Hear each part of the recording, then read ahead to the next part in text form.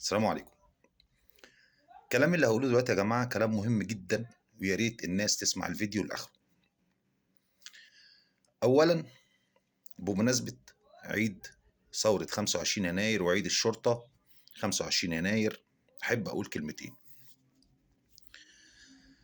كون إن ناس عمالة بتهدد إن في عايزين يعملوا ثورة واستفتاء أهبل عاملينه لعزل سيادة الرئيس، فده كلام أهبل وكلام عبيط، وعمره ما هيحصل، وعمرنا احنا كشعب مصر ما هنسمح بحاجة زي كده تاني أبدا. احنا واقفين مع رئيسنا وجيشنا قلبا وقالبا، وأي حد يفكر إنه يحاول ينزل الشارع أو يعمل مشكلة أو يعمل أي حاجة ملوش عندنا غير إن احنا هنسففه التراب. ده أول حاجة لازم تعرفوها كويس أوي. مصر ماشية بخطوات حلوة، مصر في مشاريع، في إنجازات، في تطور. صحيح، في شوية مشاكل كده اقتصادية، شوية أزمات، في قرارات إلى حد ما بتأثر علينا أو بتعمل معانا مشكلة، لكن هاتولي دولة في العالم ما فيهاش مشاكل، هاتولي دولة في العالم ما فيهاش أزمات. الأزمات بتيجي وبتمشي، الأزمات بتيجي وبتعدي، بإننا نبقى مع بعض، قلبنا على قلب بعض.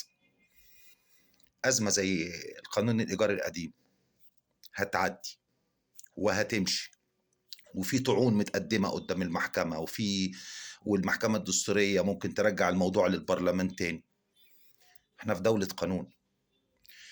التضخم وارتفاع الأسعار هيخلص وهتمشي، لكن البلد اللي بتقع لا قدر الله أعوذ بالله ما بترجعش تاني. وأظن احنا كلنا جربنا في 25 يناير وفي 30 يونيو وما بينهم وبعديهم، كلنا دفعنا الثمن غالي بسبب غلطات حصلت، فلا يمكن نسمح ان ده يتكرر تاني.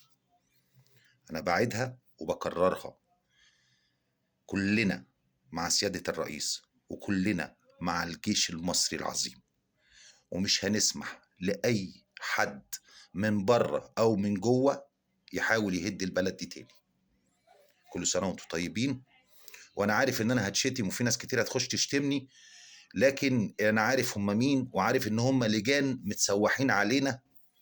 واللي متابعني على إكس أو على الفيسبوك السنين اللي فاتت عارف كويس جدا جدا أنا قد إيه مع الدولة، وقد إيه مع بلدي مصر وبعشقها وبحبها، وقد إيه أنا مع القيادة ومع الجيش وبحبهم وبعشقهم، ومش عشان خاطر في بعض الأمور تزعلنا إن إحنا نهد بلدنا.